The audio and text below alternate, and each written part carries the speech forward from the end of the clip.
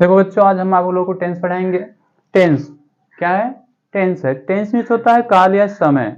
Tense means काल या समय। इसका इंट्रोडक्शन है क्रिया के विभिन्न रूपों को जानना ही टेंस कहलाता है। क्रिया कितने प्रकार की होती है? 3 प्रकार की।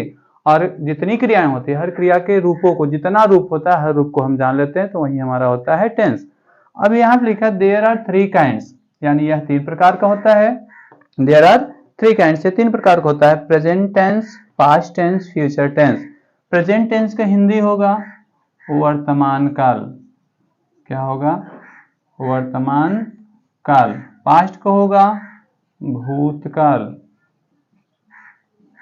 भूतकाल। और फ्यूचर को होगा भविष्य काल। ठीक, तो आपने जाना प्रेजेंट टेंस, पास्ट टेंस और फ्यूचर टेंस।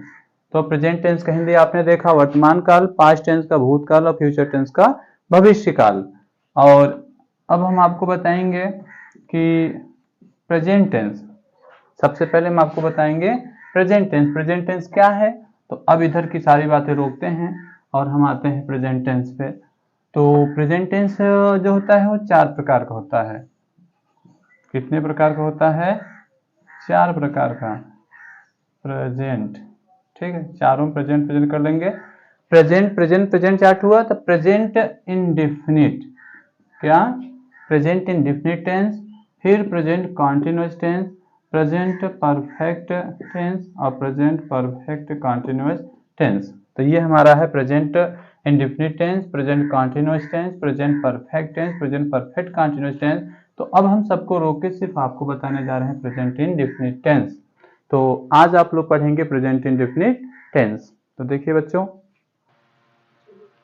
तो देखिए आपने प्रेजेंट इंडेफिनिट यहाँ देखिए क्या लिखा है, प्रेजेंट इंडेफिनिट टेंस। इस प्रेजेंट इंडेफिनिट टेंस का हिंदी होता है अनिश्चित वर्तमान काल। अब हम आपको इसका इंट्रोडक्शन बताएंगे। जिस वाक्य की क्रिया के अंत में, क्रिया के अंत में ता है, ती है और ते है। क्या है? ता है, ती है, ते है, आदि शब्द आता है और वर्तमान में कार्य का होना पाया जाता है, तो वहां प्रेजेंट इंडेफिनिट टेंस होता है। अब हम आपको बताएंगे कि इस प्रेजेंट इंडेफिनिट टेंस की सहायक क्रिया क्या है। तो देखिए सहायक क्रिया है डू और डज। डू और डज।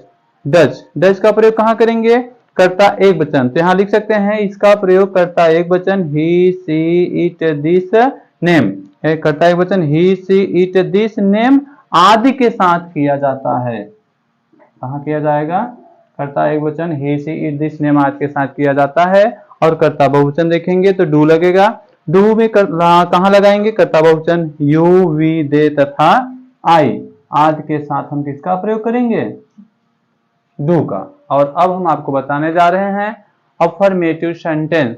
क्या लिखेंगे आप? Affirmative sentence. तो देखिए अफर्मेटिव सेंटेंस में क्या है। अफर्मेटिव सेंटेंस हिंदी होगा साधारण वाक्य। फार्मूला क्या है? सब्जेक्ट यस, यस से जो होता है वो सब्जेक्ट होता है, सब्जेक्ट हिंदी कर्ता। यम भी फर्स्ट, यम से मेन, वी से वर्ब, यानी मेन वर्ब की फर्स्ट फॉर्म में हमको लगाना है यस या ईएस। ओ, ओ से क्या होता है? ओ से होता है ऑब्जेक्ट। और ओ डब्ल्यू, ओ डब्ल्यू यानी अदर वर्ड। अदर वर्ड का हिंदी क्या होता है? अन्य शब्द। तो हम बनाने जा रहे हैं वह गाना गाता है। वह का हो गया ही, ये। इसके बाद गाना गाना, गाना का होता है सिंग। क्या होता है? सिंग। हमने बताया यस या ई एस बढ़ाना है, तो इसके लिए हम क्या बढ़ाएंगे? Yes. He sings a song, he sings a song. Pooja Angrezi पढ़ती है, तो पूजा हो गया पूजा। अब पढ़ना का होता है रीड। नाम है एक वचन है तो यहाँ यस बढ़ाएंगे रीड्स। और इंग्लिश का इंग्लिश, तो हो गया पूजा रीड्स इंग्लिश। वे यहाँ आते हैं तो वे का अंग्रेजी होता है दे। दे बहुवचन है, यहाँ पे कुछ नहीं बढ़ाना है, आना का कम और यहाँ का हियर। They come here. सूर्य पूरब में निकलता है। सूर्य का हो गया द सन, द सन। और निकलना का राइज। ठीक है, अब सूर्य एक वचन है इसलिए यहां पे बढ़ाएंगे yes. The sun rise in the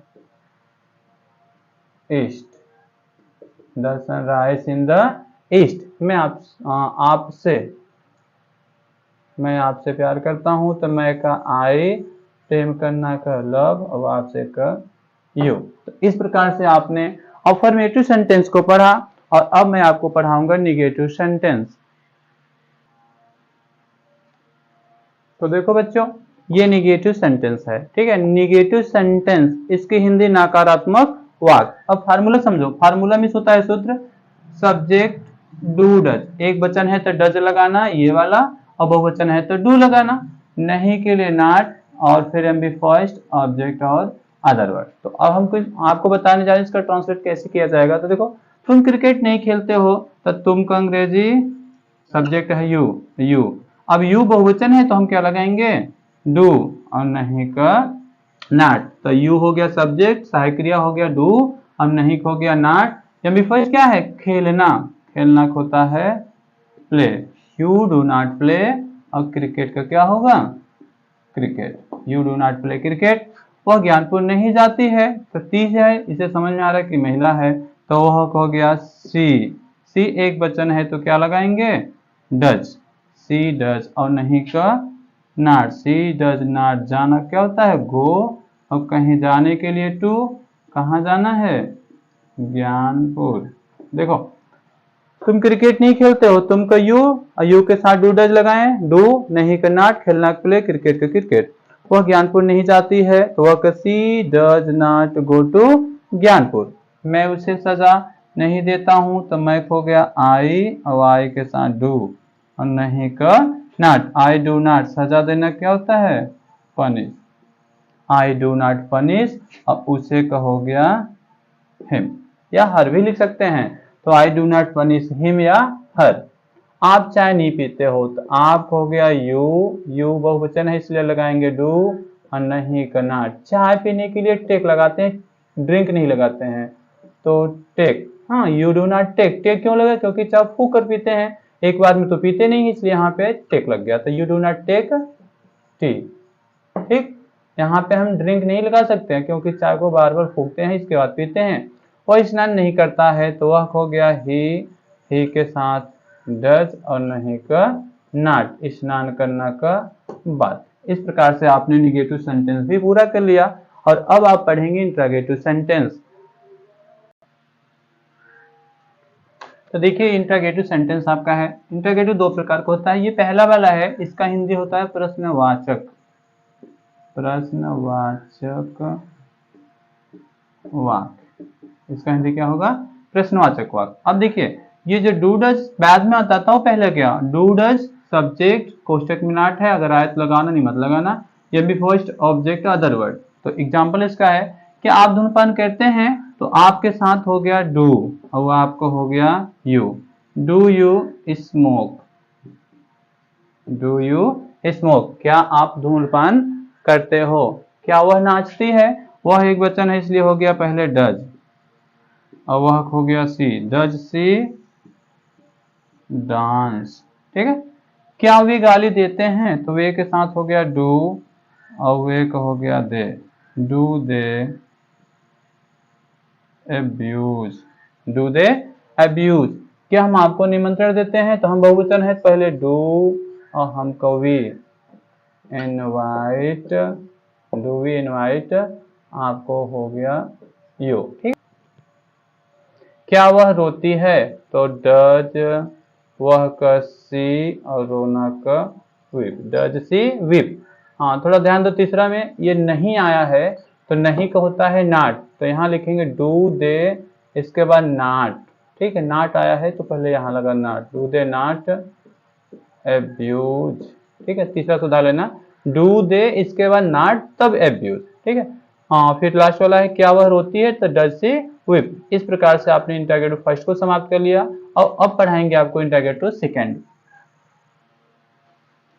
तो देखो, इंट्रोगेटिव सेकंड कैसे भैया, प्रश्न सूचक वाक्य, ये दूसरा नंबर है, ये प्रश्न सूचक वाक्य हो जाता है, पहला वाचक दूसरा सूचक। इसमें क्वेश्चन वर्ड पहले आ जाता है, बाकी सारा नियम हो जाता है। क्वेश्चन वर्ड ये पहले हो जाएगा, फिर do does subject not MB first object other word question mark, ठीक है। तो अब हम आपको इंट्रोगेटिव सेकंड बताने जा रहे हैं। तो वे क्या खाते हैं, तो ये बीच में प्रश्न है क्या, तो क्या हो गया व्हाट, क्या हो गया व्हाट, ये हो गया। अब डू डज लगाओ, वे के साथ डू, व्हाट डू, और वे का दे, व्हाट डू दे इट। ठीक है, तो आपने लिखा वे क्या खाते हैं, तो व्हाट डू दे इट। वे कहाँ जाते हैं, वे कहाँ रहते हैं, तो कहाँ हो गया वेयर, और वे के साथ लगाएंगे डू और दे, वेयर डू दे, और रहना क्या होता है live, where do they live. तुम किस कक्षा में पढ़ते हो, प्रश्न है किस कक्षा में, तो किस कक्षा में हो गया इन विच क्लास। ठीक है, किस कक्षा में, इन विच क्लास डू यू, पढ़ना क्या होता है रीड। तो ध्यान दे थोड़ा सा इस पे, ये प्रश्न पूछ रहा है किस कक्षा में, तो इस प्रश्न का हो गया इन विच क्लास, ये प्रश्न हो गया क्वेश्चन वर्ड। फिर डू डज लगा दिया आपने, सब्जेक्ट है यू, फिर पढ़ना है read, in which class do you read. वह कहाँ जाती है, तो कहाँ हो गया वेयर। ठीक है, और वह के साथ तो लग गया डज, क्योंकि कर्ता एक वचन है, वेयर डज, वह का सी, वेयर डज सी, और जाना क्या होता है गो, तो वेयर डज सी गो। मैं तुम्हें अंग्रेजी कौन पढ़ाता है, तो कौन खो गया हु, कौन खो गया हु, अब पढ़ाना खो गया टीच। हु वाले में यस यस लगता है न कि डू डज, तो यहाँ हम लगाएंगे लास्ट में सी एच है तो यस बढ़ा देंगे, who teach you English, who teach you English. ठीक है, इस प्रकार से आपने टेंस खत्म कर लिया। लेकिन अब इसमें एक चीज बच रहा है कि यस यस कहाँ लगाते हैं, तो हम आपको अलग से बता दे रहे हैं। प्रेजेंट इंडेफिनिट के अफर्मेटिव में यस या यस कहाँ लगाते हैं, लास्ट में देखो S, double S, C H O X Y, अगर ये सारा अक्षर आता है तो यस लगाते हैं, अन्यथा यस लगाते हैं, ये अफर्मेटिव लगेगा। ये रूल्स कहाँ लगेगा, ये रूल्स अफर्मेटिव लगेगा एस एस लगाने के लिए। देखो फिर से S, double S, C H O X Y, अगर ये सभी अक्षर आ रहे हैं क्रिया के लास्ट में तो वहां एस लगाएंगे, अगर ऐसा नहीं आ रहा है तो एस लगाएंगे। और एक चीज और ध्यान दो, कर्ता एक वचन के साथ, किसके साथ, एक वचन के साथ, अगर एक वचन कर्ता नहीं है तो एस एस लगाने की कोई जरूरत नहीं है। तो धन्यवाद, आपने आज प्रेजेंट इंडेफिनिट टेंस को समाप्त कर दिया।